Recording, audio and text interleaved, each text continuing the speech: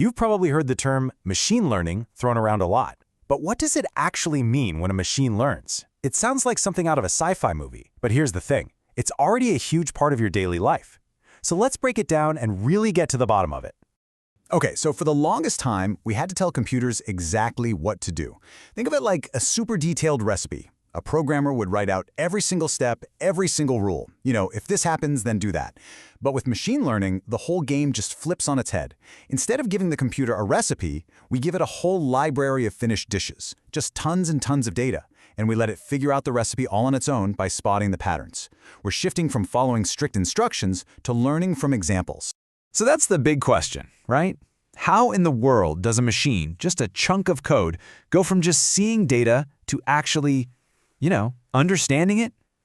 It sounds like straight up magic, but the core idea behind it is, well, it's surprisingly human. To really wrap our heads around this, let's use a really simple analogy. We're going to think about how a machine learns in pretty much the same way a little kid learns about the world for the very first time. Just picture a toddler at a petting zoo, right? Before they even know the names of any animals, their brain is already doing something incredible. It's automatically starting to pick out patterns, separating all the fuzzy, four-legged shapes from the grass and the fences. Nobody's telling them, hey, that's an animal. Their brain is just finding clusters of similar things, all on its own. And this is a real thing in the tech world. It's called unsupervised learning. Basically, we give a machine a massive pile of data, pictures, text, whatever, and we just say, go find what's interesting. It starts grouping similar things together all by itself, without any pre-labeled answers. It's literally learning without a teacher, just by observing. Okay, so now, the kid points to a donkey and proudly yells, "Horse!" A parent comes over and says, "Oh, not quite, sweetie, that's a donkey." Then they see a goat. "Horse!" "Nope, that's a goat." Every single one of those corrections is a new piece of labeled data. The kid is learning from constant feedback, and it's making their understanding of the world a little bit sharper each time. And that is a perfect picture of supervised learning. We feed the machine data that's already been labeled with the right answer. This picture is a cat, this one is a dog. The machine makes a guess, checks if it was right or wrong against the label, and then adjusts its own internal logic. You do that millions or even billions of times, and it gets incredibly, incredibly accurate. It's learning with a teacher. So we've got unsupervised and supervised learning. These aren't just abstract ideas for a classroom. These are the engines that are running in the background of your digital world every single day. Let's look at some real-world examples you use all the time. Every time Netflix suggests a new show that you end up loving, or when Spotify creates that Discover Weekly playlist that just feels like it was made for you, that's machine learning in action. These systems are analyzing everything you've ever watched or listened to and comparing it to millions of other people to predict what you'll want next. It's all just a giant pattern-matching game. And this quote from Netflix really hits the nail on the head. They aren't just guessing. They're calculating the probability that you'll enjoy something. The system looks at your viewing habits, compares you to users with similar tastes, and even considers things like the actors or the time of day you watch. Every single click you make feeds this massive predictive machine. So your next favorite show? It's not a suggestion. It's a statistic. And it goes way, way beyond entertainment.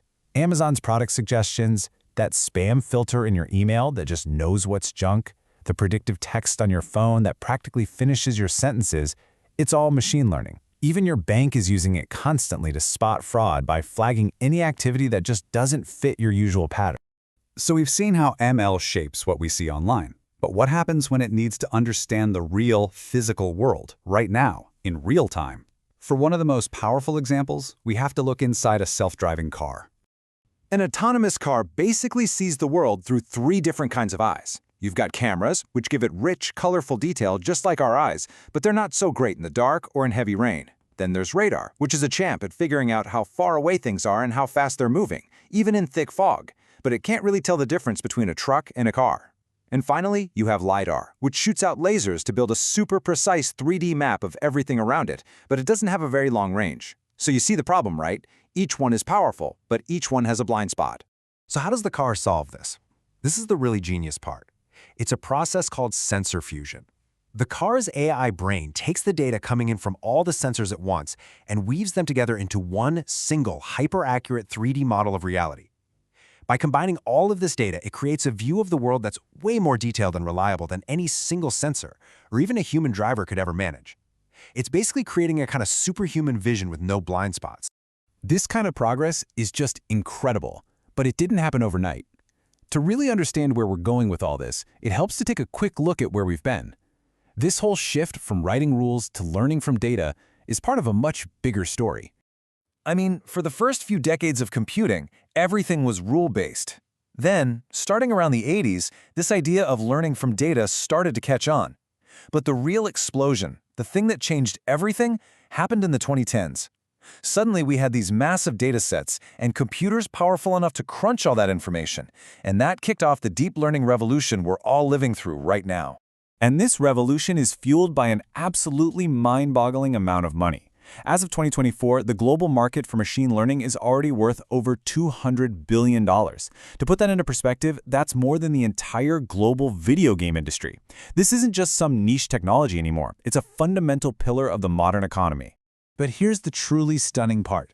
Projections show that by 2030, that market is expected to more than double, soaring past $500 billion. That kind of insane acceleration tells you one thing very clearly. We are just getting started. Its impact on our world is only going to grow. So, from filtering